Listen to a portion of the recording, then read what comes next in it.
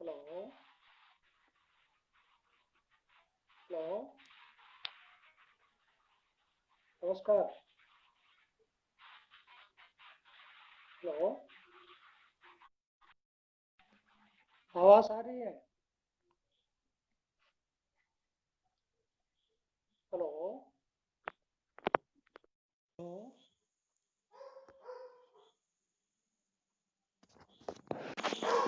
Hello.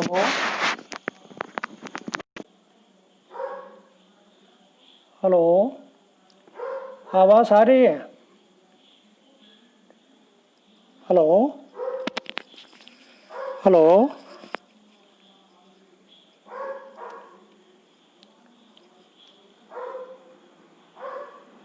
आवाज़ आ रही है?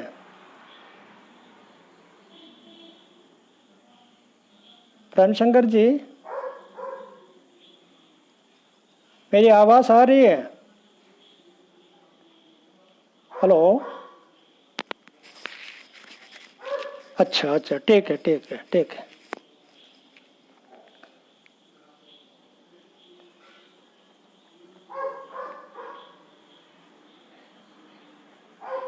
7 बजे है ना?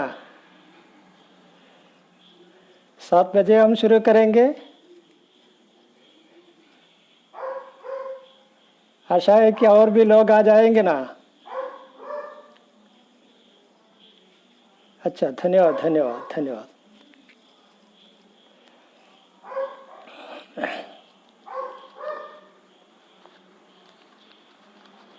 क्या ठीक 7 बजे शुरू करना है या और लोगों की प्रतीक्षा करनी है?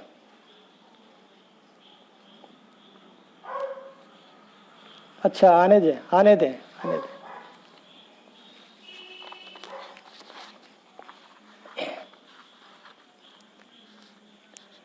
अभी शुरू करना है या और लोगों के इंतज़ार करना है? क्योंकि 7 बजे समय बताया गया है ना। मुझे लगता है कि 7 बजे शुरू करें।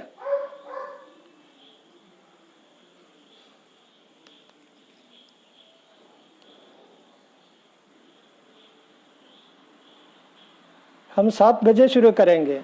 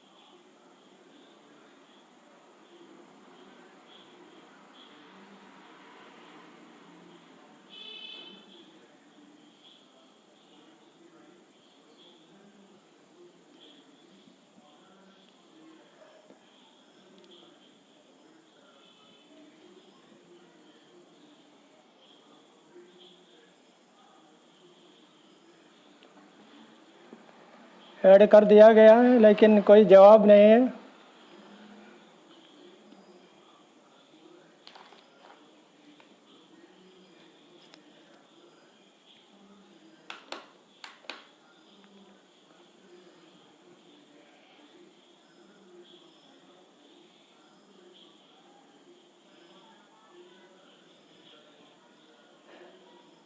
No answer from the live guest ऐसा दिखाया जा रहा है।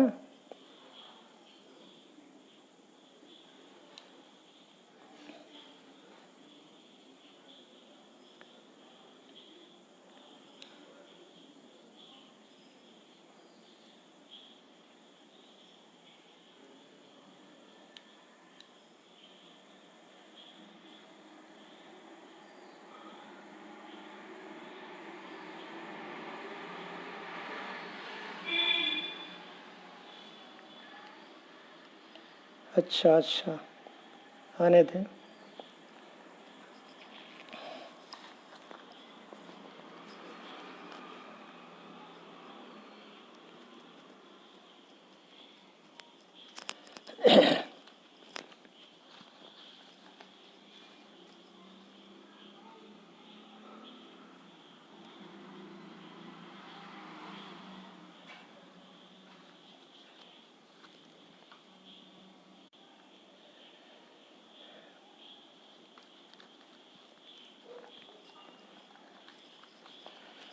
और लोग आ रहे हैं। 7 बजे का समय दिया गया है, शायद 7 बजे तक लोग आते रहेंगे और उन्हें आने दें। और कैसे रीडर ना ले लिया।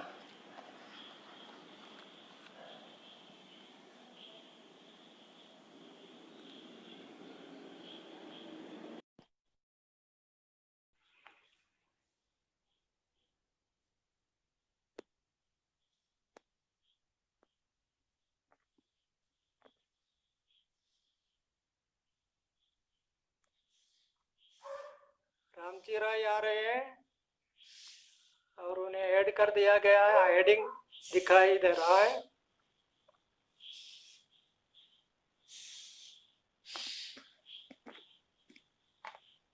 रामजी राय नमस्कार।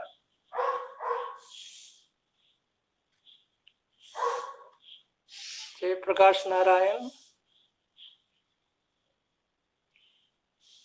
रामजी राय के आने में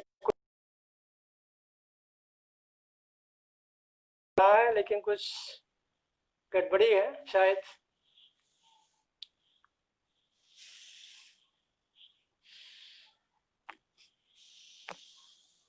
आए नहीं है, उनका कोई आंसर नहीं है।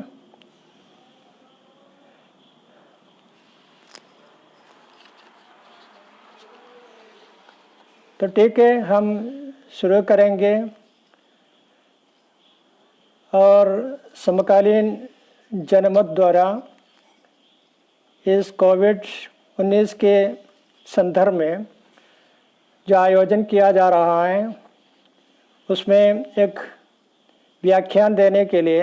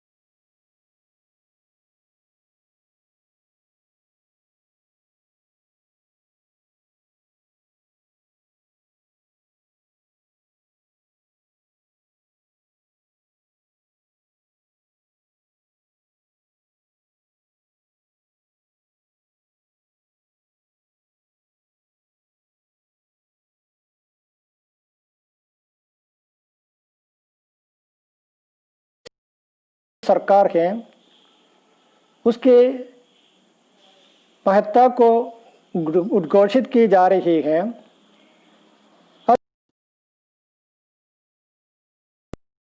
है कि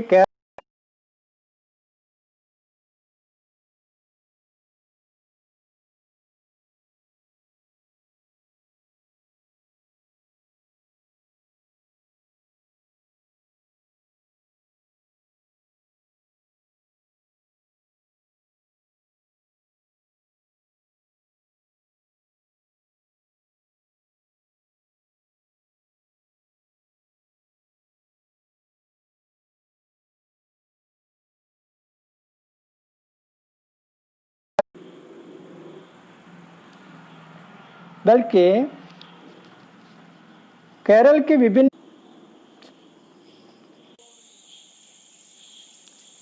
अभी सुनाई दे रही है? आवाज़ आ रही है? अभी आवाज़ आ रही है?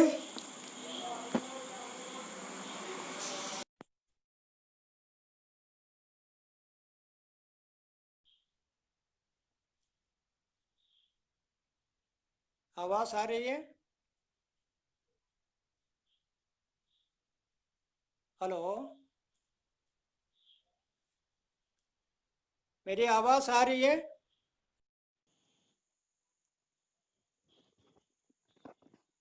हेलो।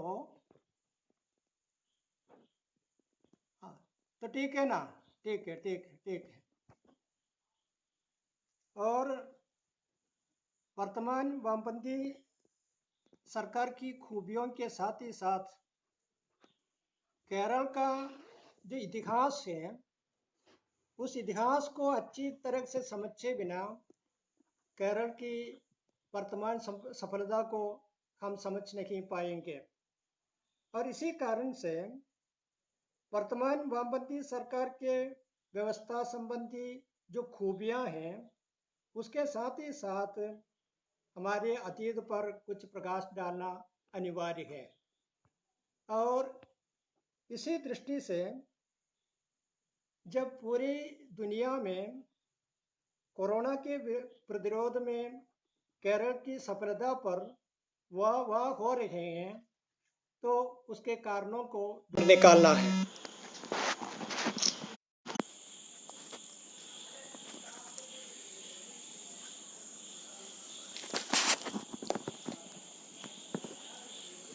और आप जानते हैं कि भारत में कोरोना का प्रथम केस जनवरी 30 को आ गया था, वो केरल में। और केरल में वो भी त्रिशूर में, जहाँ मैं रहता हूँ, और जनवरी 30 को प्रथम केस आ गया। और 3 छात्र चीन के वुहान से गए थे।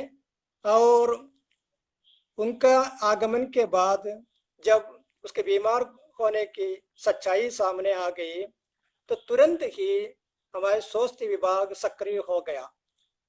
और छात्र यहाँ आने के बाद कहाँ कहाँ गए, किन किन लोगों से संपर्क किए, इसी के आधार पर यहाँ तो रूट मैप तैयार किया गया। लगभग 300 लोगों को क्वारंटाइन में रखा गया और 45 लोगों को अस्पताल में भर्ती की गई। इतनी सतर्कता के साथ इन बीमार लोगों को बचाने का प्रयास किया गया कि मार्च फरवरी 20 तक आते आते सभी बीमार स्वस्थ हो गए और केरल एक प्रकार से कोरोना से मुक्त हो गया। लेकिन मार्च 9 तक आते आते इटली से आए लोगों से फिर दोबारा तो यहाँ कोरोना का केस रिपोर्ट किया गया। और जब इसका फैलाव शुरू हो गया तो मार्च 23 तारीख को राज्य स्तर पर लॉकडाउन की घोषणा की गई। केंद्र सरकार की ओर से, यानी तब तक पूरे विश्व भारत में ही कोरोना का वायरस फैलने लगा, कई कई केसेस रिपोर्ट होने लगे, तो भारत में मार्च 25 को संपूर्ण लॉकडाउन की घोषणा की गई है। मार्च 28 को हो जाते हैं। देख लेना, जनवरी 30 में रिपोर्ट होने के बाद लगभग 2 महीने के बाद मार्च 28 में प्रथम मौत हुई थी। और भी कई अन्य बीमारियों से पीड़ित एक व्यक्ति था, वो इसी कारण से उसकी मौत हुई थी, ऐसा कहा जाता है। लेकिन आगे अप्रैल मई तक अनेक लोग बीमार हो जाते हैं। 504 लोग तब तक बीमार हो गए। लेकिन मई 8 तक होते 16 लोग अस्पताल में बीमार मुक्त होकर अपने अपने घर चले गए। तब तक 4 मौत हुई थी। तो देख लेना 504 से 16 तक पहुंचा देना, ये एक अद्भुत है ये विश्व के लिए। उसी समय पर ही भारत में ही हो, देश दुनिया के अन्य राष्ट्रों में हो, निरंतर हजारों की तादाद में बीमारों की संख्या बढ़ती गई और मरने वालों की संख्या भी लाखों में बदलती गई। इसी कारण से केरल एक प्रकार से विश्व के लिए एक अद्भुत बन गया था। और आज के हिसाब के अनुसार आप देख पाएंगे ये रिपोर्टेड केसेस केरला में तो 3,300 के ऊपर है। इसका कारण यह है कि मई के 10 तारीख तक कई विदेश राष्ट्रों से और देश के विभिन्न राज्यों से बीमार लोग यहाँ आने लगे थे या वापस आने लगे थे। इसी तक 22 लोगों की मृत्यु हुई है और एक्टिव केसेस लगभग 1570 है, इतना तक है। यानी अन्य राज्यों की तुलना में बीमार लोगों की संख्या कम है। जो बीमार है वो केरल से स्वयं बीमार नहीं हुए, बहुत कम संख्या में, अधिकतर तो बाहर से आए हुए हैं।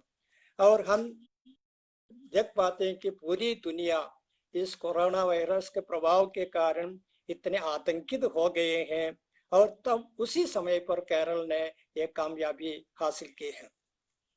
और इसी संदर्भ में हमें देख लेना कि पूंजीपति देश मानने वाले अमेरिका भी इस कोविड में इतने उनके आर्थिक क्षेत्र चरम, और ऐसे में बहुत सारे लोग मृत्यु के शिकंजे में पड़ते जा रहे हैं। बचाव का कोई मार्ग उन्हें दिखाई नहीं दे रहे हैं। और अक्सर इस संदर्भ में देख लेना है केरल ने कैसे ये क्षमता प्राप्त की है इस कोरोना का मुकाबला करने में हो, अन्य तरह से स्वास्थ्य क्षेत्र में ये क्षमता कैसे हासिल किया। और उसके लिए शायद केरल के 150 वर्षों के इतिहास को जरा परखना पड़ेगा। मुझे लगता है उसको परखना ही असल में केरला मॉडल को परखना है। केरला मॉडल केवल स्वास्थ्य क्षेत्र में कोविड के प्रतिरोध का केरला मॉडल नहीं है, अनेकों मॉडलों का एक संयुक्त रूप है केरला मॉडल।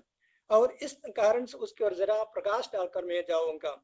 उनमें मुख्य कुछ मॉडल से साक्षरता, संपूर्ण साक्षरता हासिल स्तर बहुत अधिक हो जाना, स्वास्थ्य पर विशेष ध्यान देना, विज्ञान की चेतना पूरे समाज में फैलाने का प्रयास, न धर्मनिरपेक्षता की भावना, समाजवादी चेतना, पत्र पत्रिकाओं का योगदान केरल के विकास में, ग्रामीण ग्रंथालयों एवं वाचनालयों की महत्ता, ग्रामीण समितियां, सोसाइटीज की एक बड़ी श्रृंखला, साहित्य, रंगमंच, कला का व्यापक प्रचार प्रसार और उनका योगदान, उनका राजनीतिक झुकाव और जनता द्वारा सामाजिक कार्यों में अत्यंत गहराई तक, सूक्ष्म स्तर तक प्रक्रिया और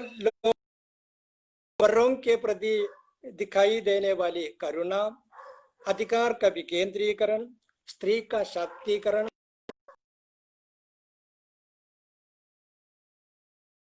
से केरल के अतिरिक्त कोई राज्य भारत में हासिल कर नहीं पाया।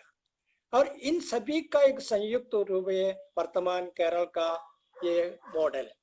और देख लेना ये 1892 में जब स्वामी विवेकानंद केरल आए थे, उन्होंने देखा कि केरल में इतने अनाचार हैं, अत्याचार है, असमानता है, वे चकित हो गए।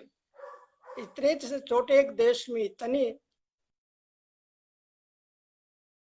और भयंकर जाति भेद और वर्ण भेद को देखकर, अनाचारों और रूढ़ियों में ग्रस्त लोगों को देखकर उन्होंने कहा केरल पागल खाना है।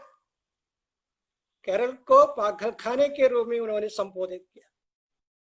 इस पागल खाने को मानवालय के रूप में परिवर्तित करने का प्रयास तब से लेकर केरल के समाज सुधारकों ने संस्कृति कर्मियों ने, राजनीतिक नेताओं ने किया है, उसका परिणाम है वर्तमान केरल। उस पर एक जरा प्रकाश डालना मैं चाहता हूँ। विभिन्न सामाजिक सुधारकों में अय्यंकाळी, नारायण गुरु, सहोदरन अय्यप्पन जैसे लोगों का स्मरण करना है। और भी बहुत सारे लोग हैं, उनके नेतृत्व में बहुत सारे आंदोलन चलाए गए। शिक्षा के अधिकार के लिए बहुत सारी लड़ाइयां लड़ी गई थी। 1904 में दलितों के लिए अय्यंकाळी ने एक विद्यालय की स्थापना की, लेकिन उसी दिन रात को उस विद्यालय को सवर्णों ने जला दिया। लेकिन तब हारने के लिए तैयार नहीं थे अय्यंकाळी, और उनके अपने संघर्ष को दलितों के, पिछड़ी जातियों के, अछूत लोगों को शिक्षा प्राप्त करने के लिए उन्होंने संघर्ष किया। और संघर्ष आगे बढ़ते वक्त उन्होंने एक घोषणा की, एक प्रतिरोध के रूप में, यदि हमारे बच्चों को स्कूल में प्रवेश नहीं मिलता तो हम आपकी खेती में काम नहीं करेंगे। ये एक अत्यंत क्रांतिकारी कदम है, एक विद्रोही कदम करेंगे, एक वर्ग संघर्ष का रूप हम उसमें देख सकते हैं। और परिणामतः पके हुए फसल को काटने के लिए किसान मजदूर वगैरह न मिलने के कारण इन लोगों को, इन सवर्णवादी जिम्मेदारों को घुटना टेकना पड़ा। और अंत में सरकार की ओर से 1907 में पिछड़ी जाति के लोगों को स्कूल में प्रवेश की अनुमति देते हुए आदेश निकालना पड़ा, लेकिन क्या फिर भी वो व्यावहारिक नहीं हुआ। फिर 1914 में दोबारा सरकार की ओर से आदेश निकालना पड़ा, तब ही निम्न जाति के लोगों को। तो ये बड़ा संघर्ष है, 10 साल का संघर्ष है। उसी समय पर जातिभेद के खिलाफ नारायण गुरु भी सबसे आगे खड़े हुए थे। 1916 में उन्होंने घोषणा की, हमें जाति नहीं है, जाति का ईरवा नामक जाति के होते जाति का तिरस्कार करना, हमें जाति नहीं है। और आगे उन्होंने कहा, एक जाति, एक धर्म, एक ईश्वर मनुष्य को, ये संदेश उन्होंने दिया। यानी मानव की जाति है, मानव जाति है, मानवीयता ही धर्म है, मनुष्य ही ईश्वर है का संदेश उन्होंने दिया। महान संदेश है। और लेकिन उनका शिष्य सहोदरन अय्यप्पन, उन्होंने एक कदम आगे रखा। उन्होंने क्या कहा, जाति नहीं चाहिए, धर्म नहीं चाहिए, ईश्वर नहीं चाहिए, मनुष्य को। देख लेना, एक एक कदम होकर एक क्रांतिकारी विचार पूरे समाज में फैलता जा रहा है, उसका संप्रेषण हो रहा है। तो मनुष्य मनुष्य के बीच के भेदभाव को मिटाकर समता प्राप्त करने की एक समाजवादी उत्सुकता यहाँ दिखाई देती है।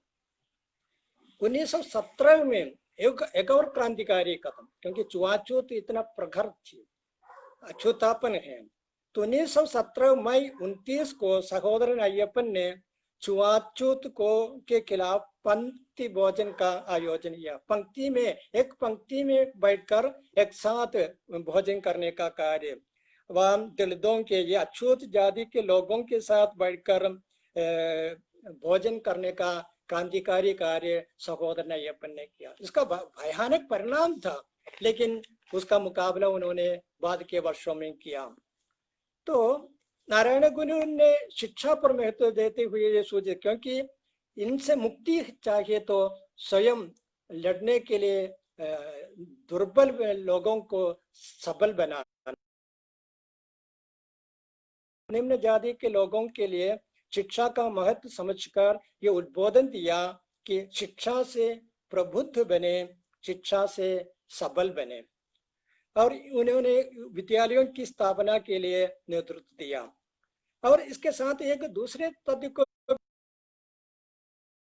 साथ, जो ईसाई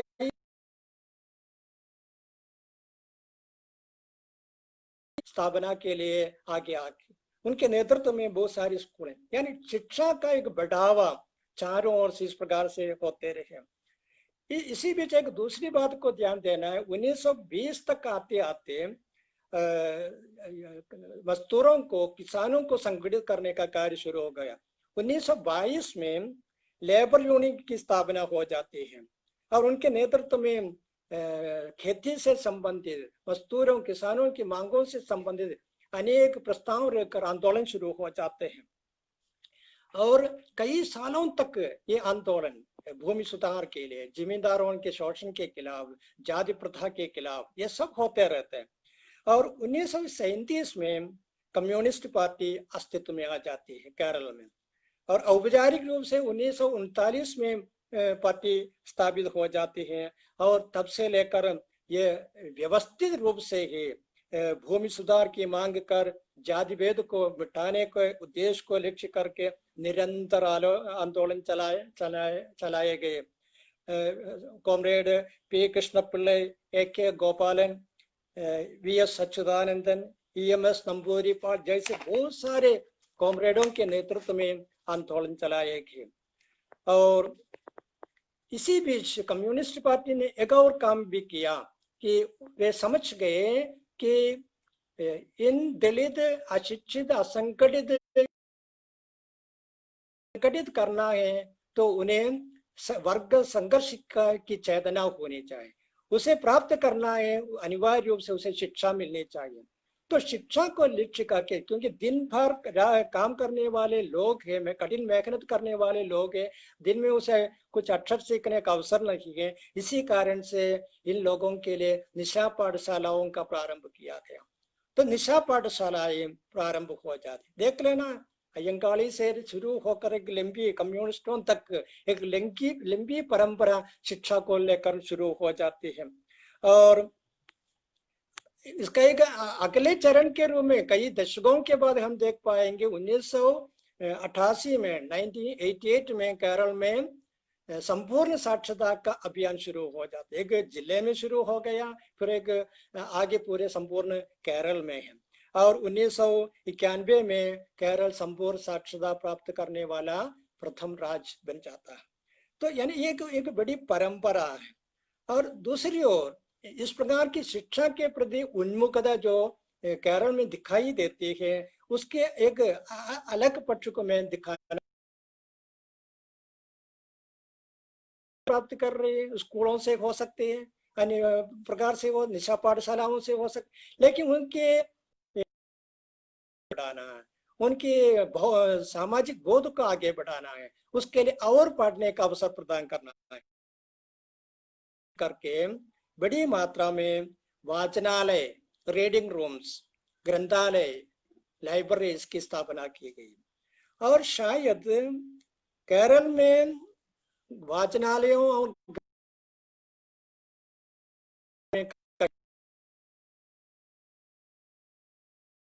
7,000 से भी हमारे केरल में है और उसको नेतृत्व देने के लिए केरल ग्रंथशाला संघ, आज स्टेट लाइब्रेरी काउंसिल के नाम पर वो कार्यरत है। और गांव में उस जमाने में तो इतनी ज्यादा यातायात की सुविधा नहीं, गांव में पैदल चलकर PN पणिकर नामक एक व्यक्ति ने गांवों में इस प्रकार ग्रंथालयों की स्थापना की है। तो यहाँ ग्रंथालयों से इतना ज्ञान प्राप्त हुआ कि एक प्रकार से सामाजिक चेतना, सामाजिक बोध बड़े मात्रा में लोगों के लिए ये ग्रंथालय तो सामाजिक और सांस्कृतिक विभिन्न प्रकार के कार्यों के केंद्र होकर विकसित हो गए हैं। इसी के साथ ही जानना है कि पत्र पत्रिकाओं का योगदान भी, और इन वाचनालयों में पढ़ने के लिए, क्योंकि लोगों के पास आमदनी नहीं है अखबार खरीदने के लिए, पत्रिका पढ़ने के लिए, तो एक अखबार, एक पत्रिका वाचनालय में तो बहुत सारे लोग उसे पढ़ते हैं। और एक प्रकार से केरल में पत्र पत्रिकाओं की बड़ी भूमिका दिखाई देती है। आज भी आप देख पाएंगे सुबह सुबह चाय मिलना लोगों की आदत है, लेकिन केरल के बहुत सारे लोग ऐसे हैं जिन्हें चाय नहीं मिले कोई बात नहीं, लेकिन एक अखबार सुबह सुबह मिलनी चाहिए। ऐसी एक बड़ी आदत यहाँ है। इससे उनके सामने पूरी चिंतन का बोध भी बदल गया। साहित्य, रंगमंच और कला की भूमिका भी उल्लेखनीय है। मलयालम साहित्य की बड़ी भूमिका है चेतना को जागृत करने में, और स्वतंत्रता पूर्व बहुत सारे कर रचना करते रहे, उपन्यास, कविता करते रहे। चुरुकाड़, केशवदेव, तगड़ी, शिवशंकर आदि का नाम इस संदर्भ में स्मरणीय है। रंगमंच में वीटी भट्टाद्री का नाम देखने लायक है, और सवर्ण जाति का है वीटी भट्टाद्री।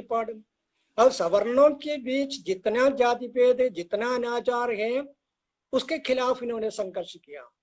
और घर के अंतपुर में अंदर बंदी बनाई गई स्त्री को मुक्त करने के लिए उन्होंने नाटक लिखा, खेला। और रसोई से मंच की ओर, रसोई से स्त्रियों को मंच पर प्रस्तुत करने वाला नाटक है ये। क्रांति आप सोच नहीं पाएंगे, जमाना बहुत पुराना है, उसी समय पर ये करके दिखाया। और तोपिल बासी का नाम देख लेना, तुमने मुझे कम्युनिस्ट बनाया। एक प्रकार से पूरे केरल में कम्युनिस्ट पार्टी के प्रचार प्रसार में, कम्युनिस्ट सरकार बनाने में इस नाटक की बड़ी भूमिका है। गांव गांव तक जाते हुए तुमने मुझे कम्युनिस्ट बनाया नाटक का मंचन किया है। और अन्य कला रूपों को भी प्रयुक्त किया गया। ये स्वतंत्रता पूर्व ही नहीं, स्वतंत्रता के बाद भी ये साक्षरता अभियान में को, अन्य अनेक संदर्भों में को इसका इस प्रकार के अनेक मॉडल्स यहाँ विकसित होते रहे हैं। और हम जानते हैं कि 1957 में कम्युनिस्ट पार्टी केरल में सत्ता में आ गई थी।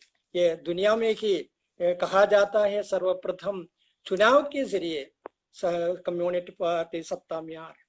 और जिन मुद्दों को लेकर केरल के स्थापित होने के पहले कम्युनिस्ट पार्टी संघर्ष कर रही थी, उन सबको कार्यान्वयन करने के लिए प्रयत्न शुरू किया। भूमि सुधार का कानून पारित किया गया, शिक्षा के क्षेत्र में सुधार लाया गया, अधिकार विकेंद्रीकरण के लिए 2 बिल पारित किए गए, व्यावसायिक क्षेत्र में मजदूर पक्षधर, व्यावसायिक क्षेत्र में, और जो भूमि सुधार, शिक्षा के क्षेत्र में तथाकथित के लिए बहुत बड़ी चुनौती बन गई। और इन क्षेत्रों में सवर्ण थी, इसी कारण से इन सब ने मिलकर सरकार के खिलाफ आंदोलन चलाया। और मुक्ति आंदोलन है, विमोचन समरण कहते हैं। और 1959 में इस सरकार को नेहरू ने बर्खास्त कर दिया। जो भी हो, कम्युनिस्ट नेतृत्व में वामपंथी सरकार आ गई है। अत्यंत प्रगतिशील जनपक्षधर कार्यों को, योजनाओं को लागू करने का निरंतर प्रयास किया गया है। एक दूसरी बात यह है कि इन सारे तथ्यों के साथ ही स्वतंत्रता के बाद लोगों में विज्ञान की चेतना फैलाने का प्रयास किया गया। और जीवन के हर क्षेत्र में, हर प्रकार के लोगों में वैज्ञानिक दृष्टिकोण विकसित करने के लिए निरंतर प्रयास किया गया। इस संदर्भ में एक संगठन का नाम जोदित करना आवश्यक है, केरला शास्त्र साहित्य परिषद, KSSP कहते हैं, केरला विज्ञान शास्त्र परिषद है। उनके नेतृत्व में विज्ञान के प्रचार प्रसार के लिए बहुत बड़ा प्रयास किया गया। और दूसरी एक बात ये धर्मनिरपेक्षता की भावना को बढ़ावा देने के लिए धर्मनिरपेक्षता को एक मूल्य के रूप में अपनाने का प्रयास किया गया है। और अपने अपने धर्म पर आस्था रखते हुए भी लोग धर्मनिरपेक्ष जीवन के महत्व को सीखा, आत्मसात करते रहे। और इसीलिए तक धार्मिक कट्टरपंथियों को जमीन पर पैर टिकाने का अवसर नहीं मिला। निरंतर कोशिशें हो रही है लेकिन उन्हें अभी तक अवसर नहीं मिला, क्योंकि लोग धार्मिक होते हुए भी धर्मनिरपेक्ष जीवन जीने के पक्ष में है। और दूसरी एक और है कि जब पूरे देश में परिवार नियोजन को लागू किया गया, खुशहाल परिवार की भावना को उन्होंने स्वीकार से एक स्वस्थ परक पारिवारिक जीवन को प्राप्त करने में केरल सफल हुआ है। और शायद इतने छोटे छोटे परिवारों से युक्त एक समाज को शायद अन्यत्र आप देख नहीं पाएंगे। और दुनिया के कोने कोने में मलयाली चले गए हैं। ऐसे वहां एक मलयाली को देख पाएंगे, या हिमालय में जाए वहां भी एक मलयाली को कुछ ना कुछ करते देख पाएंगे। ये मलयाली लोगों की खासियत है, दुनिया के कोने कोने में वे पहुंच गए। लेकिन ये ध्यान देना है, केरल से उन्होंने जो शिक्षा पाई है, प्रशिक्षण प्राप्त किया है, उनकी जो प्रतिभा है, उनकी जो विशेषज्ञता है, उसी को इन्होंने दुनिया के कोने कोने तक पहुंचा दिया है। केवल केरल में सीमित रखने नहीं दिया, उसी के बल पर एक प्रकार से देश के अन्य आगे बढ़ते जा रहे हैं। इसी से ये भी एक केरला मॉडल है, ये भी गर्व करने की बात है। और दूसरी एक ध्यान देने योग्य बात है ग्रामीण सहकारी समितियों की स्थापना, रूरल कोऑपरेटिव सोसाइटीज। एक प्रकार से निजी आर्थिक व्यवस्था में दुष्ट होती हुई जनता के लिए निर्भरता बनाने के लिए या क्षमता प्राप्त करने के लिए ग्रामीण क्षेत्र में सहकारी समितियों को गठित की गई। आज पूरे केरल के गांव गांव में इस प्रकार की सहकारी समितियों की एक श्रृंखला आप देख पाएंगे। समाजवादी चेतना, सामाजिक न्याय और सामाजिक नीति सामान्य जन तक पहुंचाने के लिए कटिबद्ध है केरल, और इसके लिए कई कदम यहाँ उठाए भी गए हैं। और हम देख लेने की बात है, कोई भी योजना तैयार की जाती है वो सरकारी योजना है, ठीक है, लेकिन उसे लागू करना, उसके कार्यान्वित होना केवल सरकार का दायित्व मात्र नहीं रह गए, बल्कि क्या है, जनता की भागीदारी उसमें निश्चित की जाती है। जनता की भागीदारी ये मुख्य बात है। विकेंद्रीकृत नियोजन में हो, हम देख पाएंगे बड़ी मात्रा में सबसे सूक्ष्म स्तर तक जनता की भागीदारी है। ये केरल की ही एक खूबी है। और एक प्रकार से जनता में आत्मविश्वास जगाने तथा परस्पर सहयोग की भावना विकसित करने का निरंतर प्रयास केरल में किया गया। इससे उत्पन्न सामाजिक जागरूकता एवं अपरों के प्रति करुणा के भाव के जरिए 2018 और 19 की दो भयानक बाढ़ों से केरल उभर पाया। देख लें, दूसरे सहजीवी है ये बोध, उसके प्रति करुणा दिखाना, दया दिखाना, उसके लिए बचाव प्रदान कर देना, और बाढ़ों से मुक्त होने में इसकी बड़ी मदद हुई थी। केवल सरकार ने, सरकार के साथ जनता थी। अब कोरोना वायरस के संदर्भ में भी हम देख पाएंगे सरकार उनकी रक्षा के लिए इस संकट के समय में जो निर्देश देते हैं, जो उपदेश देते हैं, लोग उसे आत्मसात करते हैं, उसे सर झुकाकर पालन कर रहे हैं। इसी कारण से जनता ही एक प्रकार से कोरोना का मुकाबला कर रही है, केवल केरल सरकार नहीं है। और तो एक अन्य तथ्य की ओर ध्यान देना, वशीकरण का आगमन 1992 में हुआ था, और पूरे भारत में तब से लेकर आज तक के सत्ताधारियों ने आंख मूंद कर वशीकरण की नीतियों को यहाँ लागू किया। और जो विदेशी पूंजीपति राष्ट्र है, गाट, WTO आदि के नेतृत्व, विश्व बैंक के आदि के नेतृत्व में ये कहते रहे दूसरा कोई विकल्प नहीं है। वैश्वीकरण की नीतियों को स्वीकार करने के बिना दूसरे सारे नेताओं ने, शासकों ने आंख मूंद कर उसे स्वीकार किया, पालन किया, लागू करते रहे, आज भी उसके पीछे पड़े रहते हैं। लेकिन केरल ने तब ही विरोध किया, नहीं विकल्प है, वैश्वीकरण जनपक्ष में नहीं है, जनविरोधी है, देश के सर्वनाश के लिए है, उसके लिए विकल्प है। और उन्होंने प्रस्तुत किया जनता का विकल्प, जन विकल्प है, ये उन्होंने घोषित किया। और इसी प्रकार से ग्रामीण अर्थव्यवस्था को मजबूत करके जनता को आत्मनिर्भर बनाने का प्रयास तब से लेकर केरल में शुरू हुआ है। और हम जानते हैं कि 1996 में E.K. नायनार के नेतृत्व में वामपंथी सरकार आ गई थी। विकल्प को ढूंढकर आर्थिक आत्मनिर्भरता प्राप्त करने का निरंतर प्रयास होता रहा। और इसी कारण से कोरोना के मुकाबले में हम सफल हो गए, हम मानते हैं। लेकिन अब लगभग 28 साल के बाद हमारे देश का शासक बता रहा है हमें तो ग्लोबल की ओर जाना है। तो कम्युनिस्ट लोग, वामपंथी लोग ये पहले देखते हैं जनता की आत्मनिर्भरता लोकल में है, ग्लोबल में नहीं है। लेकिन आज के लोकल की ये बात जो ये लोग बता रहे हैं खोखला है, हमें पता है, लेकिन उसकी ओर भी हमारा ध्यान होना है। और जब 1996 में E.K. नायनार के नेतृत्व में सबसे पहले विकेंद्रीकृत नियोजन को यहाँ प्रारंभ किया गया। विकेंद्रीकृत नियोजन है, जन नियोजन है, पीपुल्स प्लानिंग है, उसका नाम ऐसा दिया गया, पीपुल्स प्लानिंग है।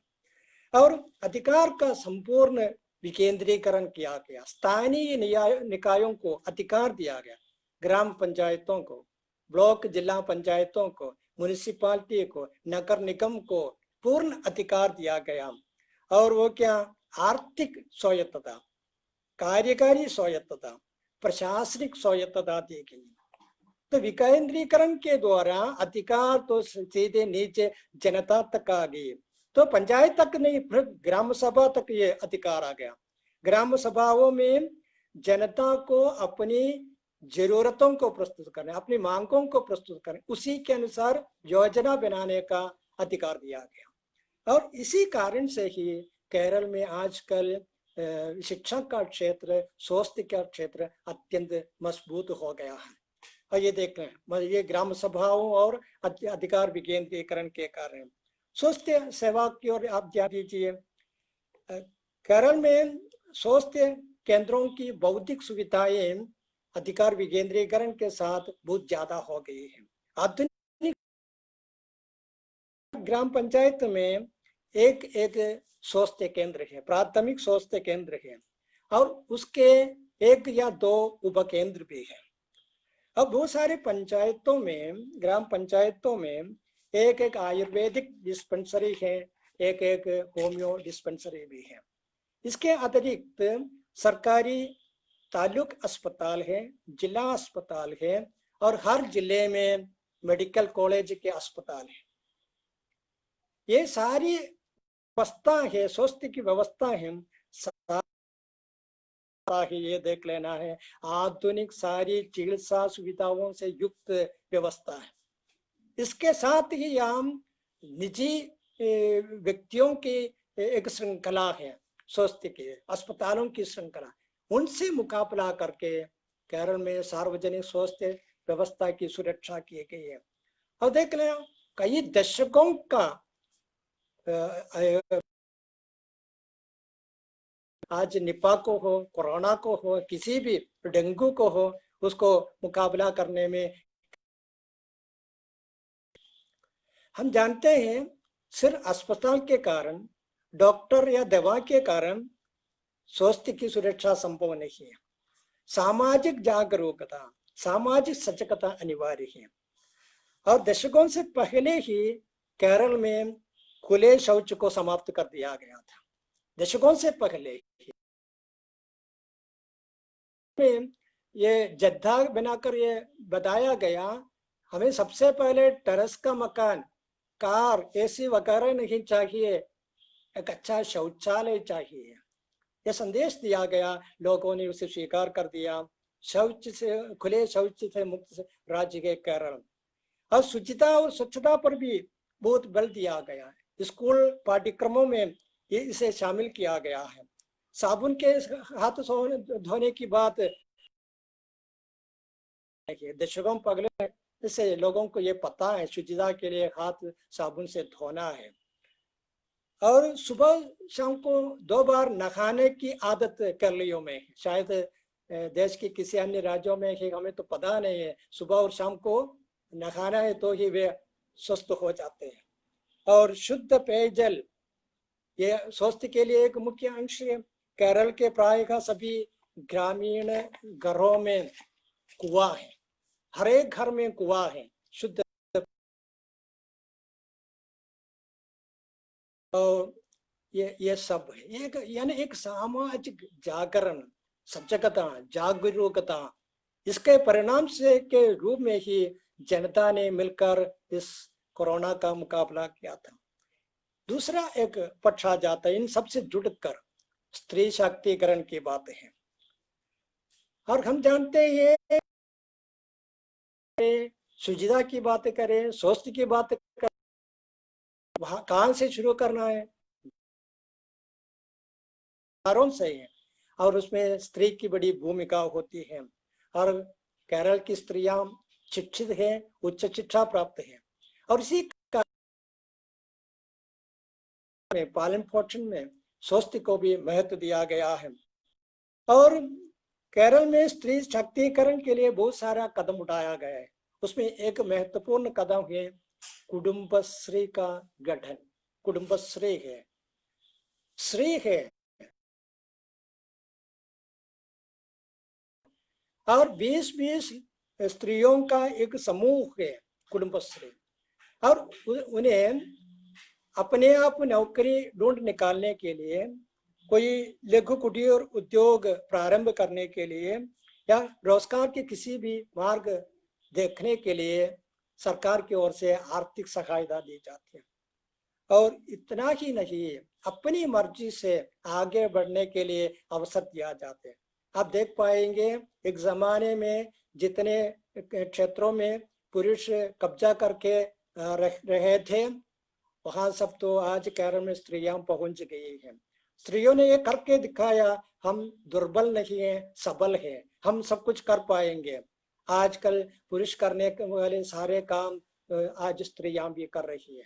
और आप जानते हैं कि केरल में सभी स्थानीय निकाय है। और इसी प्रकार से 50% अध्यक्ष पद भी सारी स्थानीय निकायों में स्त्रियों के लिए आरक्षित है। तो इसी प्रकार से दलितों के लिए, आदिवासियों के लिए निरंतर प्रयास किया गया है। उनके लिए कई योजनाएं बनाई गई है। और इन क्षेत्रों में उन्हें भी आरक्षण, अध्यक्ष पद में आरक्षण दिया गया। तो इस प्रकार के बताना है तो बहुत कुछ है, समय के अभाव के कारण उन सभी पर विचार करना तो संभव नहीं है।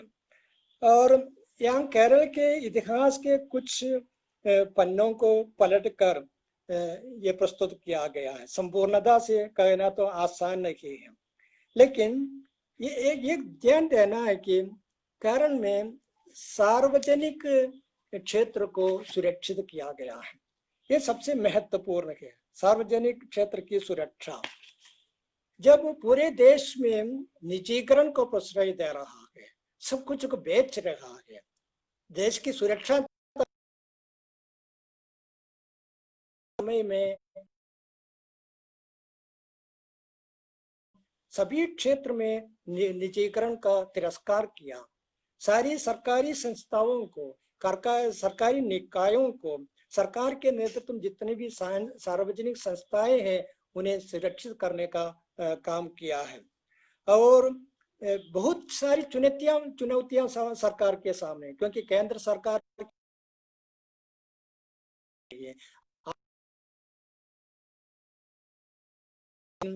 हार मानने के लिए केरल की जनता और केरल की सरकार तैयार नहीं है।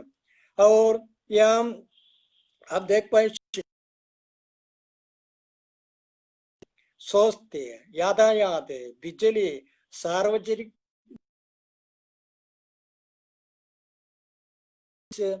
सरकार बहुत सारी कमियां हो सकती है, बहुत सारी खामियां हो सकती है, केरल कर रहा है। और वैश्वीकरण की नीतियों को एक प्रकार से प्रतिरोध करने में केरल ने इस प्रकार से मार्ग दिखाया है। और आप देख पाएंगे वैश्वीकरण के एक महासमुद्र के बीच, एक महासमुद्र के वैश्वीकरण का, उसके बीच अपने निज व्यक्तित्व के साथ उसका मुकाबला करके, प्रतिरोध करके केरल एक द्वीप जैसा खड़ा हुआ है इस महा समुद्र के बीचों बीच केरल। और सामाजिक एवं समाजवादी चेतना अर्जित करके पिछली 150 सदियों से केरल आगे बढ़ रहा है। और आप देख पाएंगे कि कोरोना का समय तो हो रहा है, कोरोना का प्रतिरोध कैसे किया उसके प्रारंभ में मैंने ये सूचित किया। और जब मई 23 को यहाँ लॉकडाउन की घोषणा की गई है, सरकार ने साधारण जनों की मदद के लिए घोषणाएं की है, पैकेज की घोषणा की है। 20,000 करोड़ रुपए के पैकेज की घोषणा सरकार ने की है। सभी को मुफ्त में राशन देना, उसमें अमीर गरीबी की कोई बात नहीं, क्योंकि सभी घर में बंद है, इसी कारण सभी को मुफ्त में राशन देना। 1,000 रुपए से भी अधिक खाद्य सामग्रियों की किट मुफ्त में देना 90 लाख परिवारों को। 2 महीने का पेंशन एडवांस दिया गया। अतिथि मजदूरों पर विशेष ध्यान दिया गया, उसकी सुरक्षा पर ध्यान दिया। खान पान का अन्य प्रकार की कोई मदद न मिलने वालों को 1,000 रुपया दिया गया। इस प्रकार की जनपक्षधर नीतियों के द्वारा सरकार ने जनता की मदद की है। और इसी कारण से यहाँ लोगों को भूखों के मरना पड़ा है। अपने गांव तक पहुंचने के लिए खाली पेट के साथ, नंगे पैर के साथ सड़कों पर मीलों दूर पर चलना नहीं पड़ा था। वे सुरक्षित है। लेकिन अपने गांव में रहने वाली चिंताओं के कारण बहुत सारे लोग यहाँ से जाना चाहते थे, हमारे अतिथि मजदूर। लेकिन पता चला जब वहां पहुंच गए, वहां की स्थिति समझकर वे कहने लगे हमें वापस केरल जाना है, क्योंकि केरल हमारे लिए सुरक्षित है। यह है केरल की खासियत, यही है केरल का मॉडल। और हम देख पाएंगे इस लॉकडाउन के समय पर जिन लोगों को खाने की सामग्रियां उपलब्ध नहीं है, उनके कम्युनिटी किचन का प्रावधान किया गया, सामूहिक रसोई का प्रावधान किया गया। वहां मुफ्त में सभी को खाना प्रदान किया गया। और मैं समाप्त कर रहा हूं एक बात कहकर, केरल को एक मॉडल के रूप में देख लिया, कोरोना के प्रतिरोध के रूप में दुनिया ने। लेकिन मेरे एक मॉडल नहीं है, अनेकों मॉडलों का एक संयुक्त रूप है केरला मॉडल। उनमें से एक मात्र है स्वास्थ्य के क्षेत्र कोरोना की प्रतिरोध का मॉडल। अनेकों मॉडलों का एक संयुक्त साझा रूप है। एक विशेष संस्कृति यहाँ पनपी हुई है, एक समाजवादी धर्मनिरपेक्ष संस्कृति यहाँ विकसित हो गई है, सामाजिक चेतना की संस्कृति विकसित हो गई। ऐसे में हमें देख लेना कि केवल 5 मिनट में समाप्त करूंगा। पूरे विश्व में कोरोना का आक्रमण हुआ, कौन बच गए, या बच गए नहीं तो कम से कम एक सीमा तक प्रतिरोध कर पाए। चीना में जब सबसे पहले आक्रमण हुआ वायरस का, दुनिया को पता नहीं ये क्या वायरस है, चीन को भी पता नहीं है, लेकिन क्या कुछ ही महीनों में चीन ने उसका प्रतिरोध किया। लगभग 85,000 लोगों प्रभावित हुए थे, लगभग 4,000 से ज्यादा लोग मर गए थे, लेकिन तुरंत ही उस पर काबू कर पाए। लेकिन उसके महीनों के बाद पूंजीवादी देशों में कोरोना आ गई तो क्या है, उसके फैलाव की गति कितनी तेज थी और कितने लोगों के रोज तक हजारों की तादाद में मृत्यु हो रही थी। क्यों? वे समाजवाद और पूंजीवाद दोनों की व्यवस्था, निजीकरण और ये सार्वजनिक राष्ट्रीयकरण, तो ये भविष्य में अध्ययन करने का विषय मुझे लग रहा है। उस पर विशेषज्ञों को अध्ययन करना है। चीन की बात है, क्यूबा को देख लीजिए, वियतनाम को देख लीजिए, कोरोना का प्रभाव अधिक नहीं गया, होते हुए भी उसके पर नियंत्रण किया गया, काबू कर दिया गया। भारत में केवल केरल है और कोई राज्य नहीं है, ये क्यों है? और इस दृष्टि से इस दुनिया में कि ऐसे का आंदोलन को शुरू करना है, पूंजीवादी व्यवस्था के खिलाफ, उसके शोषणकारी नीतियों के खिलाफ, जनता को इस प्रकार से एक वायरस के आगमन के साथ ही मृत्यु के ओर धकेल देने वाली पूंजीवादी व्यवस्था के खिलाफ एक आंदोलन की शुरुआत, क्रांति की शुरुआत हो जाएगी। ये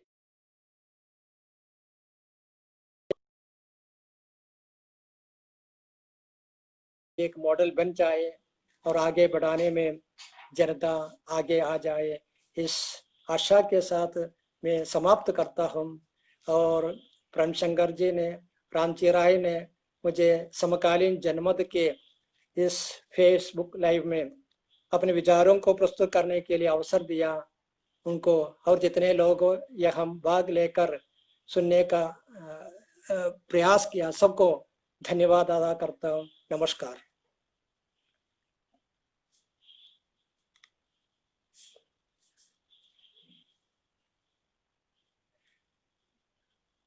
ये सीधे संवाद करने के लिए अवसर नहीं है, और फिर भी कुछ स्पष्टीकरण वगैरह चाहिए तो आप मैसेज कर सकते हैं, ऐसा लगता है।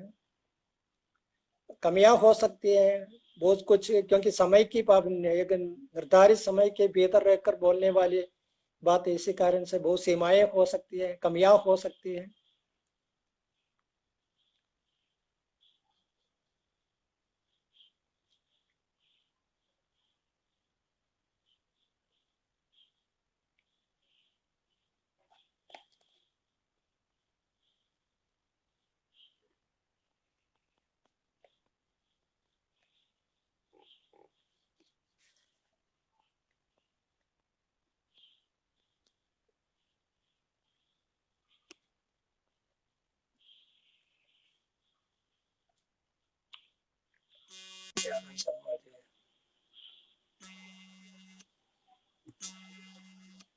धन्यवाद सियाराम शर्मा जी।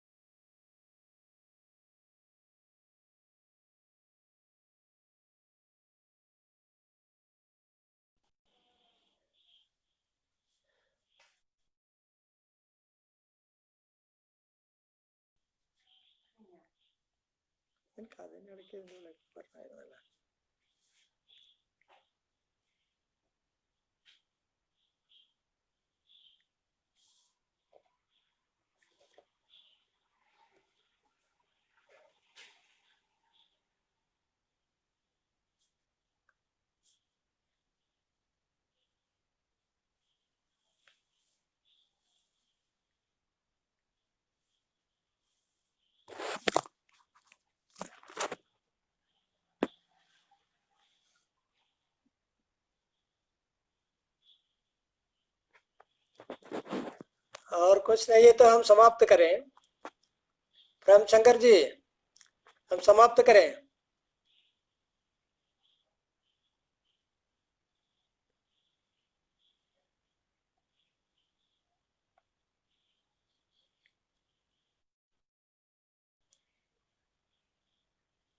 रामशंकर जी है ना, हम समाप्त करें।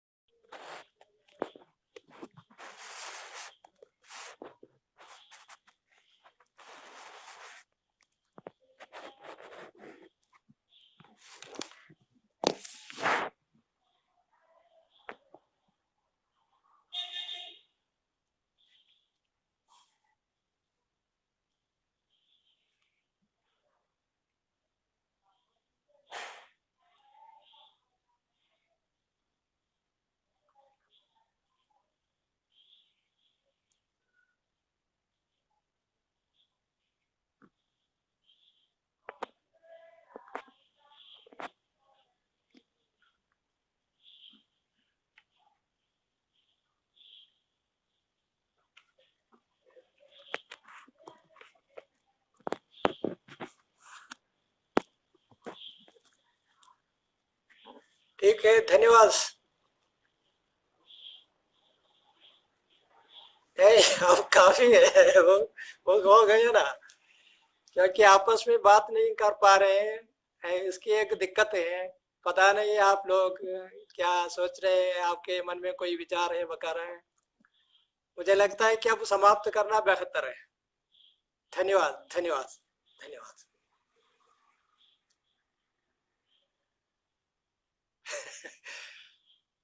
मलयालम तो सीखना तो कठिन है, लेकिन सीखे तो अच्छी भाषा है,